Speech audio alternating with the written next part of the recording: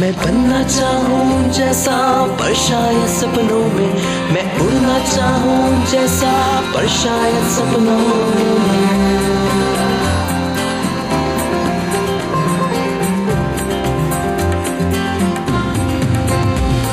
सपनों की है उड़ान, कांटे बन गए फूल समान, रोक न पाए वो मुझको मुट्ठी में मेरी है आसमान।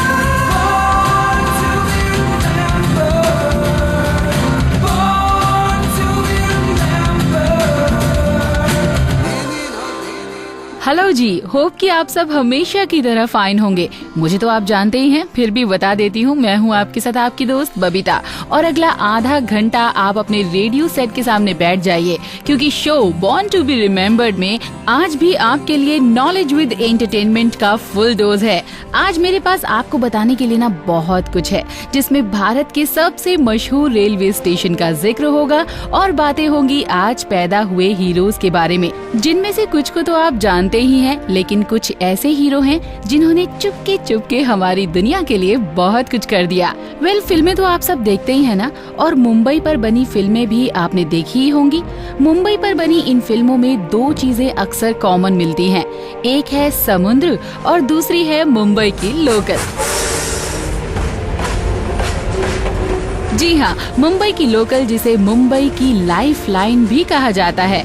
और अगर इस लाइफ लाइन का दिल ढूंढने की कोशिश की जाए तो एक ही स्टेशन हमें मिलेगा, और वो है छत्रपति शिवाजी टर्मिनस यानी CST, जो आज ही के दिन यानी 20 जून 1887 को शुरू हुआ था। छत्रपति शिवाजी टर्मिनस, जिसे विक्टोरिया टर्मिनस के नाम से भी जाना जाता है, विक्टोरियन गॉथिक रिवाइवल और ट्रेडिशनल इंडियन मुगल आर्किटेक्चर का मिक्स है, जिसे फ्रेडरिक विलियम स्टीवेंस ने बनाया था। विलियम स्टीवेंस ने स्टेशन को बनाने के लिए advanced structural and technical solutions का यूज किया। विलियम स्टीवेंस ने गॉथिक रिवाइवल स्टाइल में स्टेशन को डिजाइन किया, जो कि इटालियन स्टाइल है। ये style traditional Indian palace architecture से बहुत मिलता है। इसमें भारतीय कला का बुर्ज से लेकर कलरिंग तक में बहुत अच्छा यूज किया हुआ है, और स्टेशन की बिल्डिंग का फोकस पॉइंट इसका ऑक्टागोनल सेंट्रल डोम है।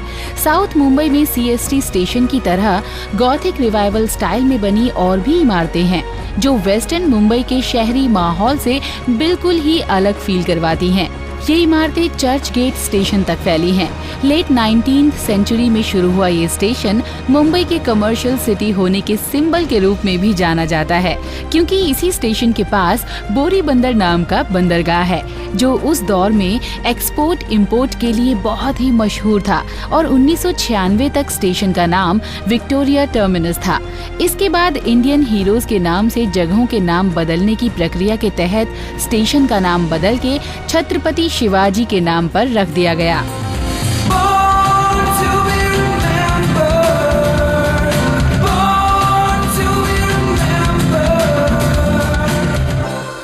दोस्तों, अभी हम मुंबई के ही माहौल में बने रहते हैं और बॉर्न टू बी रिमेम्बर्ड में आज की हमारी पहली पर्सनैलिटी की बात करते हैं। नामुमकिन कुछ भी नहीं, ये जुमला तो आपने कई बार सुना होगा और बहुत बार हम इस पर यकीन भी नहीं करते, लेकिन कई मामलों में ये जुमला बिल्कुल फिट बैठता है। इस दुनिया में कुछ भी नामुमकिन नहीं है, बस जरूरत है एक ईमानदार सपने और मेहनत की। ऐसे ही ईमानदार सपने और मेहनत की वजह से आज भी याद किया जाता है लक्ष्मण किर्लोस्कर को। लक्ष्मण किर्लोस्कर भारत के ऐसे बिजनेसमैन थे जिन्होंने बंजर और कोबरा से भरी धरती से सोना उगलवाया। लक्ष्मण किर्लोस्कर किर्लोस्कर ग्रुप के फाउंडर थे।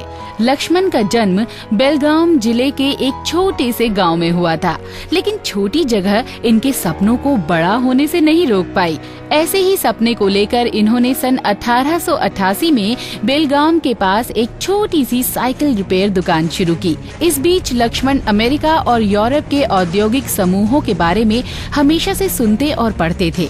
इससे उनका किसी की नौकरी करने का विचार टूटता रहा और धीरे धीरे उनके दिमाग में खुद की इंडस्ट्री और समुदाय बनाने का सपना पलने लगा। और इसी बड़े सपने ने इन्हें इस साइकिल रिपेयर दुकान से संतुष्ट नहीं होने दिया। उन्होंने खुद के उत्पाद बनाने की सोची। जमीन से जुड़े आदमी की शुरुआत भी जमीन से ही हुई। खेत जोतने के काम आने वाले हल को इन्होंने लोहे का बनाने की सोची। ये लोहे के हल किर्लोस्कर कंपनी का सबसे पहला प्रोडक्ट था। लेकिन सपने इतने आसानी से कहाँ पूरे होते हैं। बड़े सपनों के सामने तो मुश्किलें भी बड़ी आती हैं।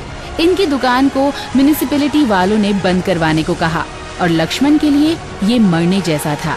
लेकिन जैसे कि मैंने आपको कहा था कि ईमानदार सपने और मेहनत से कुछ भी नामुमकिन नहीं है, वही लक्ष्मण जी के साथ भी हुआ। उन्हें एक नई जगह मिली जहां लक्ष्मण जी ने अपने सपने को फलने फूलने दिया।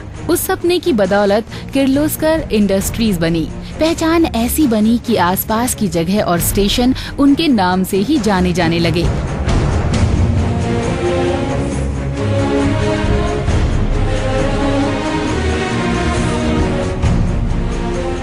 लक्ष्मण किर्लोस्कर के सपने सिर्फ उनकी अपनी इंडस्ट्रीज खड़े करने तक ही नहीं थे। उन्होंने अपने जीवन में एक जिम्मेदार नागरिक की भूमिका भी निभाई।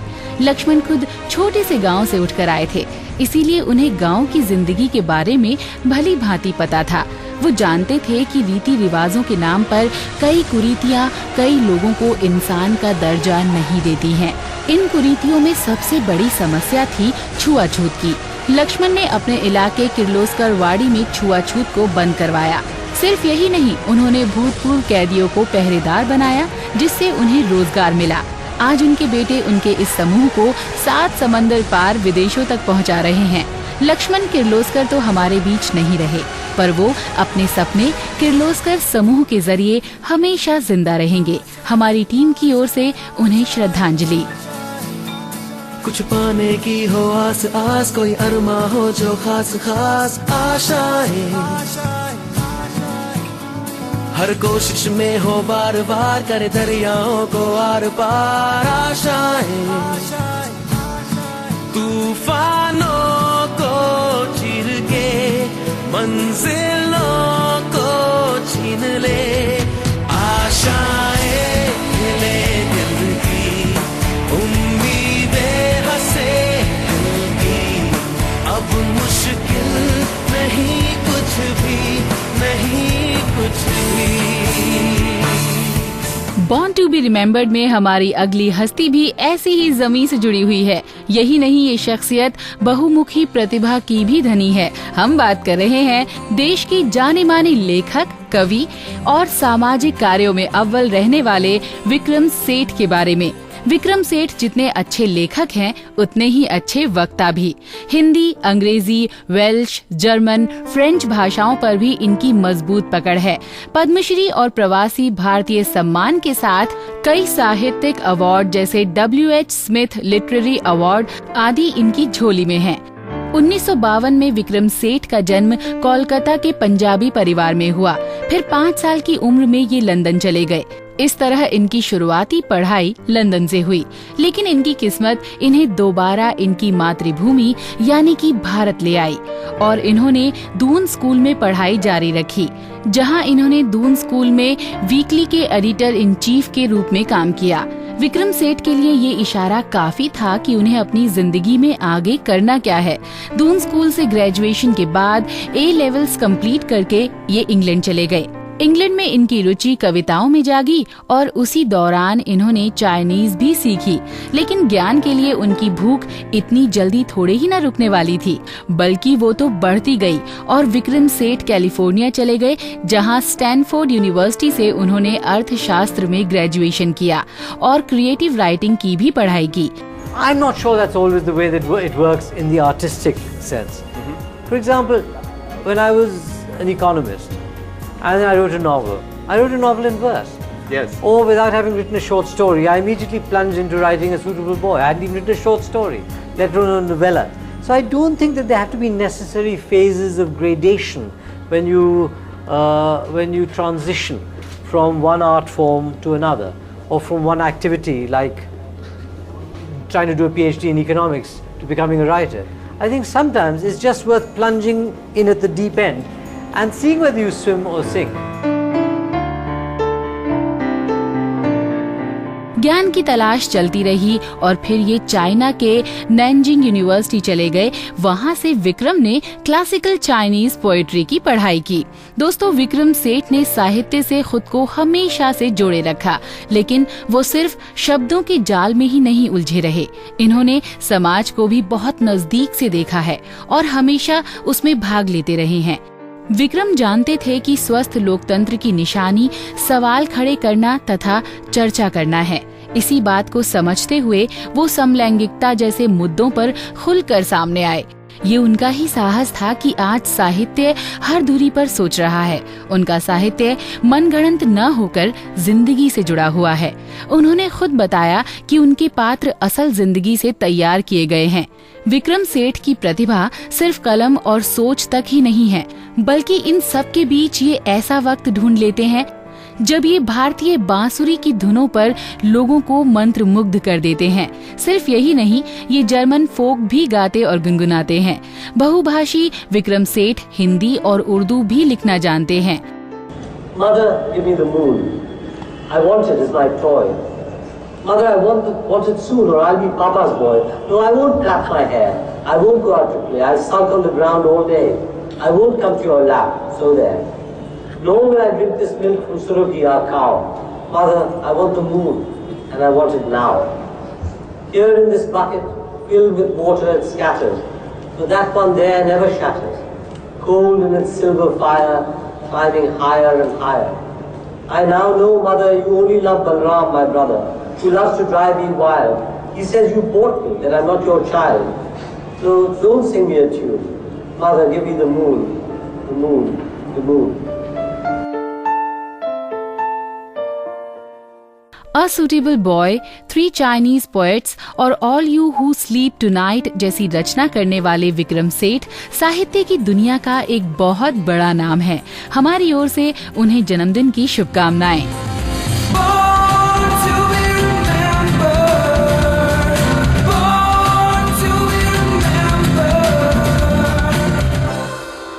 दोस्तों, शब्दों के इस खिलाड़ी के बाद बॉर्न टू बी रिमेम्बर्ड में बातें रेस की दुनिया के ऐसे खिलाड़ी की जिसने भारत में मोटर स्पोर्ट्स की नींव रखी। ऐसा लेजेंड जिसकी मदद से ही नारायण कार्तिकेयन, कुरून चंडोक और अरमान इब्राहिम जैसे खिलाड़ी मोटर स्पोर्ट्स में अपना ऐसा मुकाम हासिल कर पाए हैं। आइए आपको बताते हैं सुंदरम करीवर्दन के बारे में, जिनको करी के नाम से भी जाना जाता है। इंडियन मोटर स्पोर्ट्स का जिक्र इस नाम के बिना अधूरा है। 20 जून 1954 को कोयम्बटूर में करी का जन्म हुआ था। परिवार बिजनेस से जुड़ा था और उनकी एक टेक्सटाइल कंपनी थी, लेकिन उन्होंने बिजनेस को अपने लिए नहीं चुना। उनका शौक बचपन से ही बाइक्स और कार्स को लेकर था।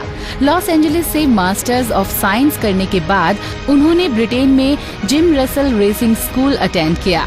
फिर क्या था, रेसिंग उनका जुनून बन गया। मिड 70s में उन्होंने चेन्नई की शोलावरम रेसेस और कोलकाता की बैरकपुर ट्रैक रेस में पार्टिसिपेट किया।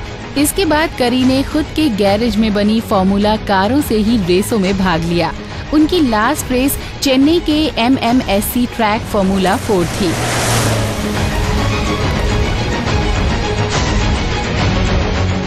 करी ने सबसे पहले ब्लैक ब्यूटी नाम की 300 हॉर्स पावर फॉर्मूला मोनोपोस्टो बनाई। दोस्तों, 80s तक मोटर रेसिंग समृद्ध घरों से ही जुड़ी थी, लेकिन करी के मोटर स्पोर्ट्स के लिए प्यार ने इसे किफायती बना दिया। करी ने उस समय की एक फेमस कार के इंजन से इंडियाज फॉर्मूला कार बनाई, जिसके पार्ट आसानी से मिल जाते थे। ये सिंगल सीटर थी और जल्द ही 1988 में फॉर्मूला मारुति की रेस करवाई गई, जिसमें जे आनंद, अकबर इब्राहिम और आर गोपीनाथ जैसे रेसर उभर के सामने आए। आगे नारायण कार्तिकेयन, करुण चंडोक जैसे ड्राइवर, जो बाद में नेशनल चैंपियन भी रहे, इसी रेस से लोगों के सामने आए। दोस्तों, इसके अलावा करी ने बहुत सी रैलियों में भी भाग लिया। 1990 के सीजन में करी ने नए ड्राइवर हरी सिंह को सपोर्ट किया। उनकी प्रतिभा को देखकर करी ने उन्हें अपनी कार ट्यून करने को कहा। ये हरी पर करी की मेहनत का ही नतीजा था कि बाद में हरी सिंह ने 5 बार इंडियन चैंपियनशिप का टाइटल जीता। करी की रेसिंग टीम सुपर स्पीड थी। जे आनंद और एन लीला कृष्णन करी की टीम के सबसे अच्छे ड्राइवरों में से थे। इसके अलावा करी एक बहुत अच्छे पायलट भी थे, जिनको अक्सर ऊटी की पहाड़ियों में अपने ग्लाइडर्स में सैर करते हुए पाया जाता था। और इन सब के अलावा वो एक सफल बिजनेसमैन भी थे। 24 अगस्त 1995 जब वो अपने पायलट लाइसेंस को बनाए रखने के लिए उड़ान भर रहे थे तो उनका एयरक्राफ्ट क्रैश हो गया। इस अचानक डेथ से पूरे रेसिंग वर्ल्ड में शोक फैल गया। ये उनका रेसिंग के लिए प्यार ही था जिसने उनके कैरेक्टर को इतना बड़ा बना दिया। चाहे वो किफायती रेसिंग कार बनाने की धुन थी या नए टैलेंट को बड़े मौके देने की बात। तो दोस्तों, भारत को ग्लोबल रेसिंग के प्लेटफॉर्म तक लाने वाले इस पायनियर को आज उनकी जयंती पर श्रद्धांजलि देने का मौका बॉर्न टू बी रिमेम्बर्ड की टीम कैसे छोड़ सकती है। तो हमारी पूरी टीम की तरफ से उन्हें सलाम।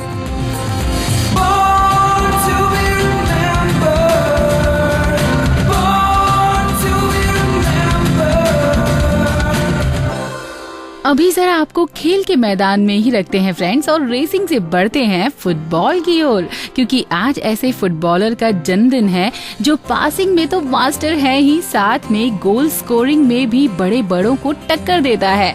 उसने जिस टीम के लिए भी खेला, जीत दूर नहीं रही। अगर आप चेल्सी की फैन हैं, तो आप समझ ही गए होंगे कि मैं किसकी बात कर रही हूँ। जी हाँ, फ्रैंक लैम्पार्ड का आज हैप्पी वाला बर्थडे है। लैम्पार्ड पासिंग में एक्यूरेसी और अपनी गोल स्कोरिंग एबिलिटी के लिए जाने जाते हैं। ऐसा खिलाड़ी जिसने कंट्री और क्लब के लिए बराबर किया। चेल्सी के लिए जहां Lampard all time leading goal scorer हैं, वहीं इंग्लैंड के लिए वो अपने टाइम के बेस्ट इंग्लिश फुटबॉलर में से एक हैं। लैम्पार्ड के करियर की शुरुआत प्रीमियर लीग के 1997-98 के सीजन से हुई, जब उन्होंने वेस्ट हैम यूनाइटेड के लिए खेलना शुरू किया। बड़े खिलाड़ी बड़ी पहचान बना ही लेते हैं, चाहे वो जहां से भी खेले। उस सीजन में वेस्ट हैम यूनाइटेड 5वें नंबर पर रही, जो अब तक का उनका बेस्ट है, और लैम्पार्ड यहीं से युवाओं के चहेते बन गए। सन 1999 के खत्म होते होते लैम्पार्ड की इंग्लैंड टीम में भी जगह बन गई, और लैम्पार्ड का खेल हर सीजन के बाद निखरता गया, और 2001 में चेल्सी ने उन्हें खरीद लिया। चेल्सी के साथ लैम्पार्ड का सफर काफी अच्छा रहा। नीली जर्सी पहने लैम्पार्ड अब तक 164 मैचों में उतर चुके हैं, जो आउटफील्ड प्लेयर के लिए रिकॉर्ड है। 2004 से 2006 तक 2 साल लैम्पार्ड के करियर के गोल्डन ईयर कहे जा सकते हैं। इस बीच उन्होंने चेल्सी को लगातार 2 बार प्रीमियर लीग का खिताब जिताने में बहुत ही अहम भूमिका निभाई, और सन 2007 में लैम्पार्ड के गेम के चलते चेल्सी ने डोमेस्टिक कप डबल जीता। प्रीमियर लीग में उनकी परफॉर्मेंस ने रंग दिखाया, और 2004 और 2005 लगातार वो England player of the year के लिए वोटेड हुए। FWA footballer of the year के लिए भी वो 2005 में वोटेड हुए, जिसमें वो रनर अप रहे। तो दोस्तों, लैम्पार्ड के सितारे इस दौर में बुलंदी पर थे, और 2008 में उन्होंने चेल्सी के साथ नया कॉन्ट्रैक्ट साइन किया। उस समय वो highest paid premier league footballer थे। इस कॉन्ट्रैक्ट का असर लैम्पार्ड के खेल पर भी पड़ा, और उनका गेम लगातार पॉलिश होता गया। 2009 FA कप फाइनल में उन्होंने चेल्सी के लिए विनिंग गोल किया। 2009 और 10 के सीजन में लैम्पार्ड ने क्लब के लिए 22 लीग गोल किए। चेल्सी के लिए खेलते हुए Lampard 3 bar player of the year रहे हैं, और 2009 में उनको ऑफिशियल स्टैटिस्टिक्स द्वारा प्रीमियर लीग का प्लेयर ऑफ द डेकेड चुना गया। Shy kid at that point. My dad was like, "Go on, get in there, son," and all that. I think they was a year older than me. I was too young to actually join, but they took me.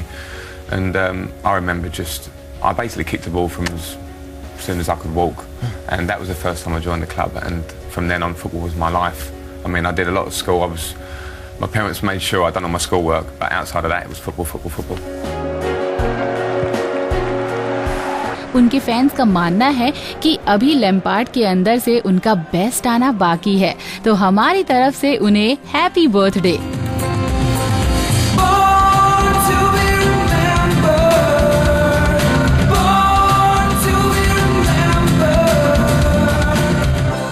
खेल हो या जिंदगी, कुछ नया करने की चाह ही लोगों को बड़ी मंजिल दिलाती है और नया करने की सोच वाली है हमारी अगली हस्ती, जिनका नाम है अलेक्जेंडर विंटन, जो अपनी मेहनत और क्यूरियोसिटी से ऑटोमोबाइल इंडस्ट्री में बहुत फेमस हुए, लेकिन जल्दी ही उन्हें भुला दिया गया। उनकी लाइफ के इसी उतार चढ़ाव पर famous but forgotten the story of Alexander Vinton नाम की बुक भी लिखी गई है। एक बार लाइफ की गाड़ी रफ्तार पकड़ लेती है तो नई नई मंजिलें आदमी को मिलती जाती हैं।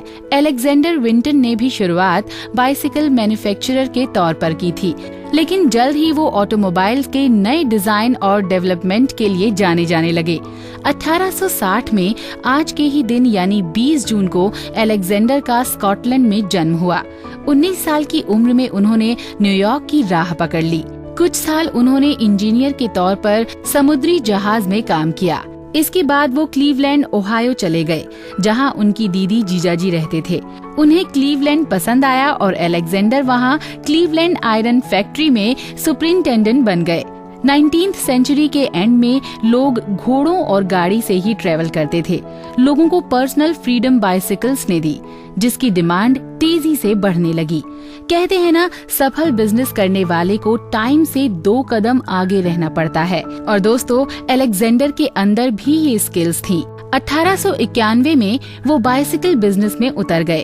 अपने जीजाजी के साथ उन्होंने क्लीवलैंड में विंटन बाइसिकल कंपनी की शुरुआत की। बाइसिकल बिजनेस में वो सफल रहे, पर नया करने की चाह अभी भी मन में हिलोरे ले रही थी। उन्हें सेल्फ प्रोपेड व्हीकल बनाने में खास इंटरेस्ट आया। इसके लिए उन्होंने दर्जनों किताबें और मैगजीन छान दी ताकि कुछ नया सब्जेक्ट मिले। 1896 में विंटन ने प्रेस के सामने अपनी फर्स्ट मोटर कार का अनावरण किया। ये उनके समय से आगे चलने का ही उदाहरण था, क्योंकि अभी केवल 3 साल ही हुए थे जब ड्यूरिया ब्रदर्स ने पेट्रोल से चलने वाली कार बनाई थी। अगले ही साल विंटन मोटर कैरेज कंपनी की शुरुआत हुई। ऑटोमोबाइल इंडस्ट्री की इस नई जमी पर विंटन ने धीमे लेकिन सीरियस कदम रखे। शुरुआती साल में कंपनी ने 4 कार बनाई। कंपनी की ये मेहनत रंग लाई और रिटेल बेसिस पर उसने वाहन बेचे। ऐसा करने वाली वो अमेरिका की पहली कंपनी थी। दोस्तों, विंटन ने ऑटोमोबाइल इंडस्ट्री को उस समय की सबसे पावरफुल और सबसे एडवांस्ड तकनीक दी। इसके अलावा उन्हें रेस का भी बहुत शौक था। वो कहते हैं ना, जीतो न जीतो लड़ना जरूरी है। उसी सोच के थे विंटन। उन्होंने बहुत सी रेसों में भाग लिया, पर एक भी नहीं जीती। हेनरी फोर्ड के लिए उनका साथ लकी कहा जा सकता है। 1901 में उन्होंने दूर के रिश्तेदार फोर्ड से रेस की। क्लीवलैंड में हुई इस हिस्टोरिकल रेस में फोर्ड जीत गए और उन्हें कंपनी हेनरी फोर्ड कंपनी के लिए इन्वेस्टर मिल गया। एक बार कार बनाने में करीब फेल हो चुके फोर्ड के लिए ये बहुत बड़ी जीत रही। 1 साल बाद फिर दोनों दिग्गजों में रेस हुई। इस बार भी बाजी फोर्ड के ही हाथ रही। विंटन ने ऑटोमोबाइल्स के एडवांस डिजाइन पर काम जारी रखा। Vinton gas engine and manufacturing नाम से मरीन और डीजल इंजन्स बनाने के लिए कंपनी की शुरुआत की। 1924 तक विंटन की कंपनी काम करती रही, पर प्रोडक्शन क्रैश हो जाने के बाद कंपनी बंद हो गई। Famous but forgotten the story of Alexander Vinton के राइटर बर्नार्ड जे गोलायस कहते हैं कि सभी लोग उनकी हेनरी फोर्ड से तुलना करते हैं, और अगर शुरुआत में हुए पेटेंट्स पर गौर किया जाए तो पता चलेगा कि ऑटोमोटिव इंडस्ट्री की डेवलपमेंट में आज गुमनाम विंटन का क्या योगदान रहा। तो दोस्तों, बॉर्न टू बी रिमेम्बर्ड की टीम उनके योगदान को समझते हुए उनका शुक्रिया अदा करती है।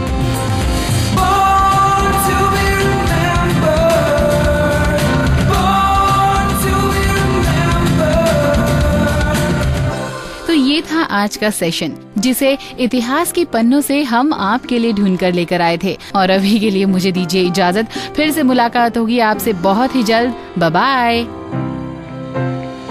मैं बनना चाहूँ जैसा पर शायद सपनों में, मैं उड़ना चाहूँ जैसा पर शायद सपनों में।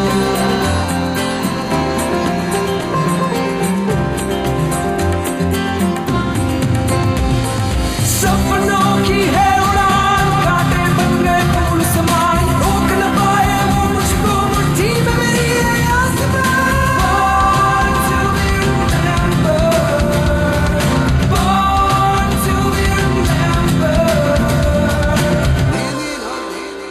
इस कार्यक्रम के कार्यकारी निर्माता जैनेन्द्र सिंह।